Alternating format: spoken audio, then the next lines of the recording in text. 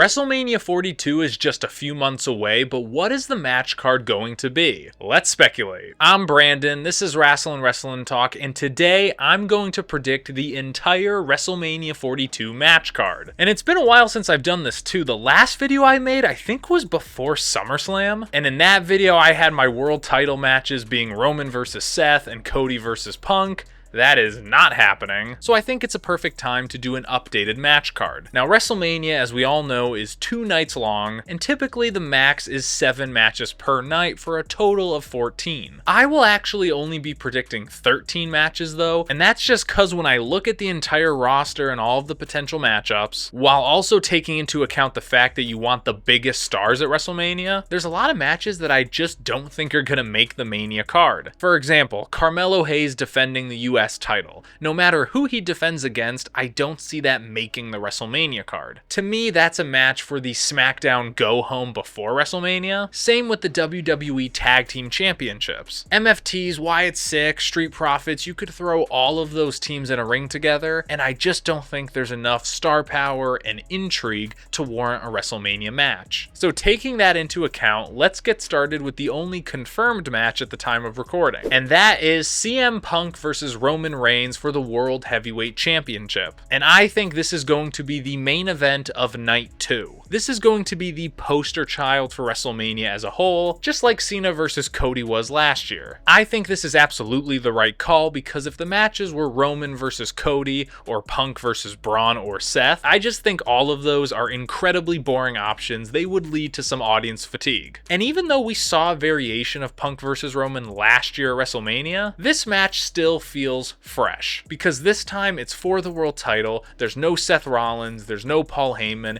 it's just Punk versus Roman in an actual singles feud. And I can't wait, that promo totally hooked me. In terms of who's gonna win though, it's obviously Roman, because according to reports, before Seth Rollins got injured, the plan for WrestleMania was Roman versus Seth for the World Heavyweight title. I think Roman was absolutely going to go over at WrestleMania and finally get a win over Seth Rollins on a major stage. And then I think he would hold the world title all the way until SummerSlam, where he would then drop it to Braun Breaker, and WWE would finally anoint Braun as the guy. I think they're still going to stick with that plan, they're just replacing Seth with Punk. And it makes sense, Punk has held the title since November. I don't think he needs the win here, nor does he need to hold the title after Mania. So I think Roman wins 100%. Another match that I think is basically confirmed, Liv Morgan versus Stephanie Vaquer for the Women's World Championship. This match I think is going to open a night of WrestleMania,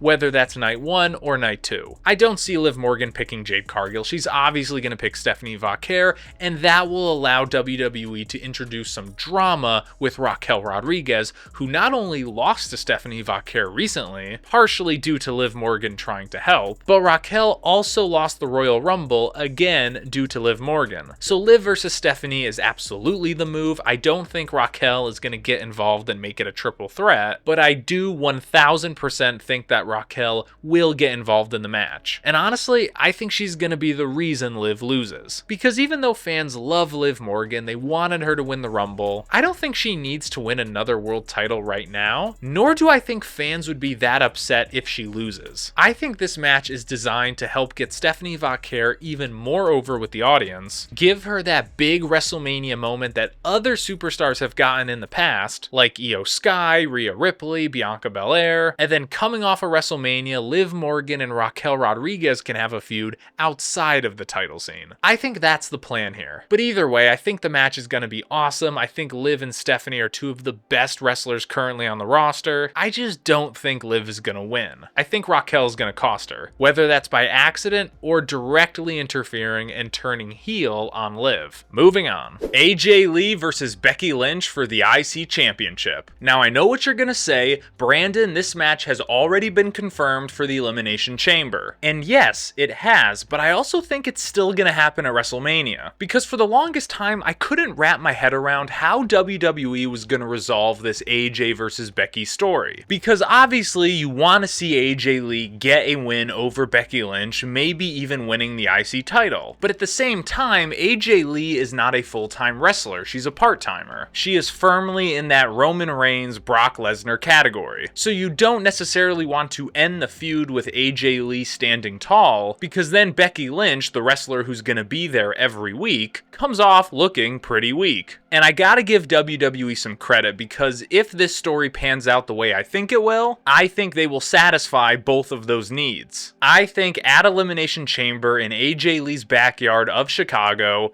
AJ Lee will defeat Becky Lynch, becoming the new Women's Intercontinental Champion. And that means AJ Lee will be champion walking into WrestleMania, and then at WrestleMania we get the rematch where Becky Lynch gets a win over AJ Lee. To me, this checks off all of the boxes. AJ Lee is going to be on the road to WrestleMania anyway, so you might as well give her a title reign now, because let's be honest, after WrestleMania she's not going to be around. We probably won't see her again until SummerSlam.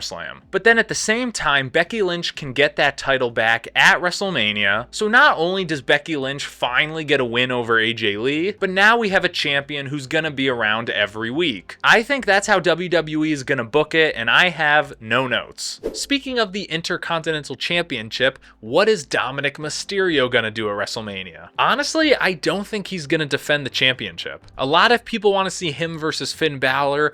I don't see that happening, especially after Finn Balor teased a babyface turn, only to then turn even more heel on CM Punk. I think Finn Balor and Dominic Mysterio will be cool for at least WrestleMania season. However, come WrestleMania, I do think we're gonna have to do something with this El Grande Americano story. You got the original El Grande versus the new El Grande. Obviously, they need to collide at some point. I think Mania is the place to do it. However, I don't think it's gonna be one-on-one. There is not enough star power there to warrant a WrestleMania match, so I actually think we're going to have a big luchador tag match. Dominic Mysterio and El Grande Americano versus Rey Mysterio and the original El Grande Americano. Ever since Rey Mysterio returned late last year, I knew that him and Dom Mysterio were going to be on another collision course, probably ending at WrestleMania. But then you factor in the El Grande Americano of it all. Dom and Ludwig's El Grande Americano have formed a friendship over the past few months, and WWE has made it very clear that the Chad Gable El Grande Americano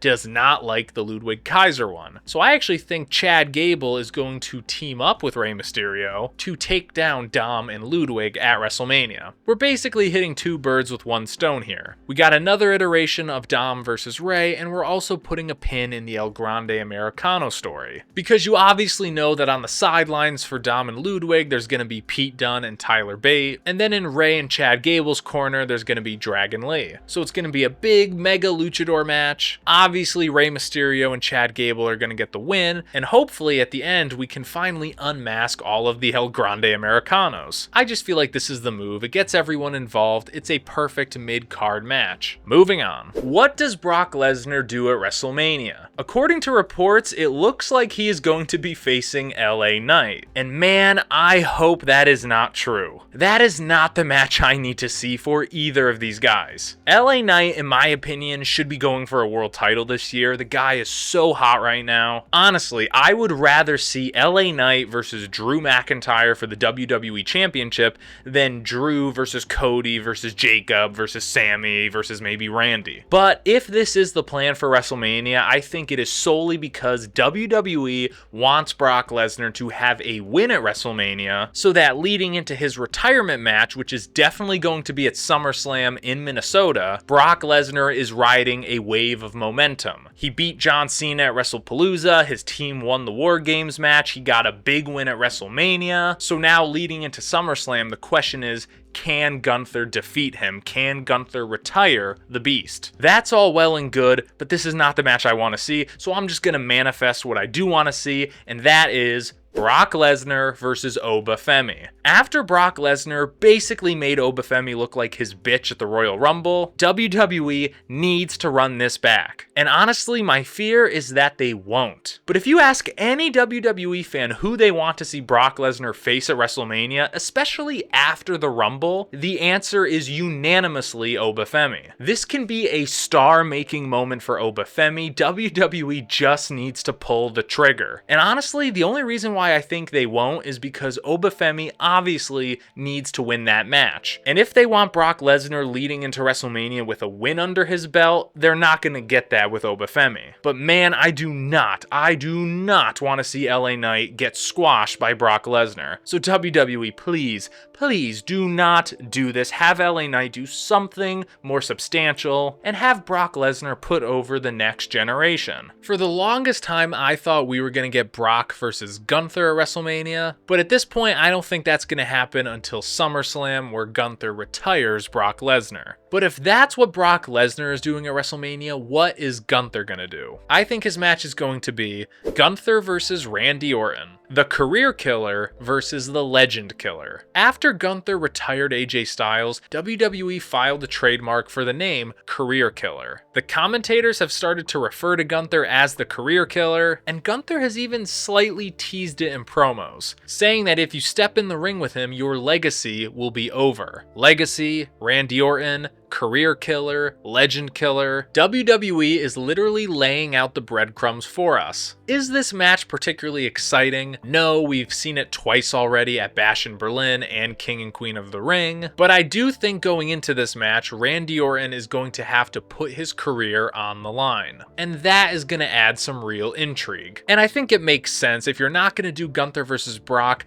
Gunther needs something to do. If Randy's not going to get involved in the world title scene on SmackDown, he's going to need something to do. So really, this match is just something to do for both of them. But with the whole career killer versus legend killer story, I actually think it can be really compelling. And obviously, I think Randy Orton is going to go over. There's no shot that he's retiring now, when in interviews he said he wants to go for another 5 years. I think WWE has been building up Gunther with Goldberg and John Cena and AJ Styles. I think at WrestleMania, Randy Orton is gonna be the one that got away. The one legend who Gunther couldn't retire. I think that's gonna be a huge babyface pop at WrestleMania. Randy Orton can finally get a major win. To me, it just makes all the sense. Next up, this one's a bit of a long shot, but I think it's very possible. And that is LA Knight versus Chris Jericho. I see a lot of people predicting Chris Jericho versus Dom Mysterio. I don't see it. I think LA Knight is the perfect opponent for Y2J. He didn't return at the Rumble. Apparently, he's touring with Fozzy right now. However, apparently there is an opening in his schedule leading up to WrestleMania. So I think at some point soon, Chris Jericho will make his return to WWE, and I think LA Knight is the perfect first opponent for him. The actual match that they're gonna have is whatever, but the promos between them, oh my god, they are going to cook. I could also see Chris Jericho face Dom Mysterio or Sami Zayn, but to me, LA Knight is the most exciting option.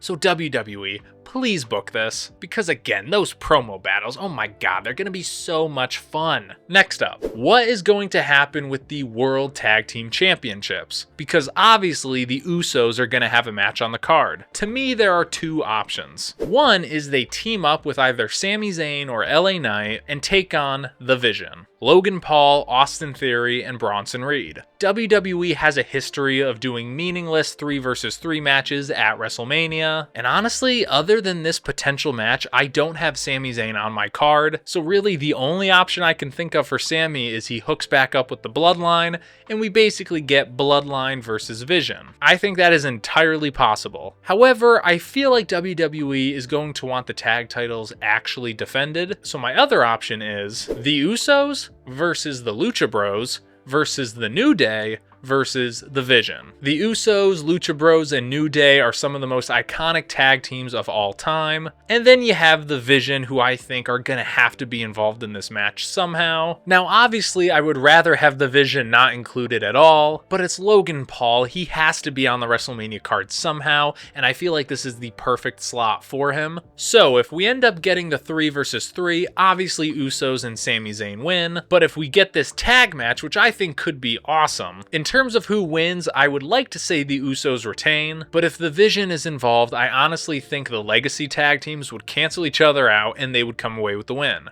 Next up. But if that's what's happening with the men's tag titles, what about the women's? Which honestly, as of right now, is WWE's best division. There are so many women's tag teams right now that obviously we are leading to a big multi-team match at WrestleMania. The only question is who's in that match. There are a few teams who I think are definitely going to be in it. The Bellas, because they are huge mainstream stars. Brie Bella just returned. They are obviously going to have a big match at WrestleMania. Bayley and Lyra, because you can't leave Bayley off of WrestleMania 2 years in a row. Nia Jax and Lash Legend, because you need some strong heels in there, and honestly the two of them deserve this spot. But then there's that 4th spot. It could be Charlexa, but I think they're going to be doing something else. More on that in a minute. It could be the Judgment Day, but I think they're going to be involved in whatever Liv does with Stephanie. And obviously the current tag champs are Rio. However, if you get these 4 teams in the match, you're basically leaving the Kabuki Warriors out along with Julia and Kiana James. And for some reason, I don't see WWE doing that. So even though a Fatal 4-Way is cleaner, I could see them making this a 6-pack ladder match. Even though it doesn't need to be a ladder match, there's enough star power and intrigue here to warrant a match without all the stipulations. So at WrestleMania, I think it is going to be a 6-pack match for the tag team titles, and I think the teams are going to be Rio, the Bellas, the Kabuki Warriors, Bayley and Lyra Valkyria, Nia Jax and Lash Legend, and Julia and Kiana James. Is it overcrowded? Yes, but it gets everyone on the card. But I do think at WrestleMania we will crown new tag champions. Honestly, I feel like it's going to be Bayley and Lyra. Just because after WrestleMania, I don't need to see Lash Legend in the tag division. She should be going after a world title. Next up, what is Seth Rollins going to do at WrestleMania? Seth Rollins, I do think, is going to be clear to compete at WrestleMania this year, but as we all know, Braun Breaker did injure himself on an episode of Monday Night Raw, and according to reports, he is not going to be back in time for WrestleMania. So now it begs the question, what does Seth Rollins do once he comes back? And to me, I think the simplest answer is the right one. As I already mentioned, I think Logan Paul and Austin Theory are going to be going after the tag titles, which only leaves one member of the Vision left needing something to do, and that is Bronson Reed. Now, we've already seen Seth Rollins versus Bronson Reed before, but given the fact that Braun Breaker is out, I think it's going to be a situation of next man up, and Bronson Reed fits that bill. Because keep in mind, from a story standpoint, Seth Rollins' beef is with the Vision, specifically the OG members of the Vision being Braun Breaker and Bronson Reed. And if Braun Breaker's not there, I think you just have to go with Bronson Reed. WWE is already positioning Bronson to be that leader figure of the Vision, which I don't think is the right decision. I think that figure should absolutely be Logan Paul, but that's neither here nor there. I think Bronson Reed versus Seth Rollins is going to be the WrestleMania match, and I think it's just going to be an easy win for Seth Rollins. I don't know if they reveal in this match whether or not Seth Rollins was working with anyone else leading into it, potentially Grayson Waller or Austin Theory, but I do think Seth beats Bronson at WrestleMania, and then whenever Braun Breaker comes back, him and Seth Rollins have a match as well. Maybe at Backlash or King and Queen of the Ring. Moving on. Charlotte Flair versus Alexa Bliss. Can you believe that last year, Jade Cargill versus Naomi was the first women's WrestleMania match that wasn't for a title? To me, that's crazy, and we should absolutely keep that streak going forever, which is why this year the non-title women's match at WrestleMania is going to be Charlotte Flair versus Alexa Bliss. They have been teasing it for the past few weeks. Charlotte Flair accidentally eliminated Alexa Bliss from the Rumble, and I think come Elimination Chamber we are going to run into that same drama. Whether Alexa eliminates Charlotte, Charlotte eliminates Alexa, during that match we are going to continue to build the tension between them, and at some point soon Alexa Bliss is going to turn heel on Charlotte Flair. WWE has done such good work turning Charlotte Flair babyface this past year that you do not need to turn her heel right now. Alexa Bliss, on the other hand, has been a bit stale from a character perspective, and let's be honest, she's always worked better as a heel, so I think Alexa turns heel on Charlotte, and then at WrestleMania we get a very emotionally charged match between them where nothing is on the line, it's just two former friends going to war. However, this match isn't a lock, because I do think it's possible that Charlotte Flair wins the Elimination Chamber and challenges Jade Cargill at WrestleMania. Next up, who does Jade Cargill face at WrestleMania? At this point, I do not think it's going to be Bianca Belair. They are already holding qualifying matches for the Women's Elimination Chamber on SmackDown, and I do not see Bianca Belair returning. I feel like if she was going to be back for a match at WrestleMania, she would have returned at the Rumble. So at this point, I feel like it's basically confirmed that Bianca is not going to have a match at WrestleMania. So now when it comes to who challenges Jade, I think there are two options: Charlotte Flair and Tiffany Stratton. Charlotte versus Jade is the bigger, more interesting match, period. But I feel like Charlotte's going to be busy with Alexa at WrestleMania. And also, I don't know if fans would take too kindly to Charlotte getting another WrestleMania title shot, when last year they hated it. So I think it would be wise for WWE to hold off on Charlotte going after another world title just for this year. So by process of elimination, I think the Mania match is going to be Tiffany Stratton versus Jade Cargill. I gotta be honest, I don't love it. We've already seen this match twice already. I wasn't really crazy about it at SummerSlam, but now Jade Cargill is a heel, so I do think it would be more interesting. And unlike Charlotte Flair, if she's not going after the world title, I don't know what Tiffany does, but if you don't have Bianca Belair and Charlotte Flair is off feuding with Alexa Bliss, Tiffany really is the only option. And honestly, I feel like she should lose. I think Bianca Belair is the only person who can dethrone Jade Cargill, whether that's at WrestleMania or after. So even though it's a world title match, I feel like this is going to end up being like a mid-card match in the show. And hey, if we're lucky, Bianca Belair returns at WrestleMania, and maybe she's the reason Jade loses. It's disappointing. I would rather see both Jade and Tiffany do something else, but at this point, I feel like this is what WWE is gonna do. I think Tiffany wins the chamber and challenges Jade Cargill at WrestleMania. And finally, the last match of WrestleMania, which is probably going to be the main event of night one, even though I really don't find it that exciting. Cody Rhodes versus Drew McIntyre versus Jacob Fatu for the WWE Undisputed Championship. I think Cody is absolutely going to win the Elimination Chamber, and then at some point between the Chamber and Mania, I think Jacob Fatu is going to weasel his way into the match, and then we have ourselves a triple threat. Now, I do find this match incredibly boring, because to me, one of two things is going to happen. Either WWE is going to see this match as the coronation of Jacob Fatu, where Cody and Drew cancel each other out, Jacob gets the win, and now coming off of WrestleMania, Jacob Fatu is the guy. Or they could do something a bit more interesting, where leading into this match, the big question is, who attacked Jacob Fatu? Was it Cody or Drew? And then during the match, just before Jacob Fatu is about to get a pin on Drew, a masked man rushes into the ring and attacks Jacob. And then he removes his hood, revealing himself to be none other than the Viper. In that moment, Jacob realizes it was Randy who attacked him all along, not Cody, not Drew. Randy exits the ring, and then Cody Rhodes gets the pin on Jacob Fatu. So now coming off of WrestleMania, we have a heel Randy Orton, and Cody Rhodes is the champion, but he didn't win the right way. Intrigue, ladies and gentlemen, intrigue. But that's it. Those are my predictions for the entire WrestleMania 42 match card. What do you think? Let me know your match card predictions down below, and I'll see you next time. Bye bye.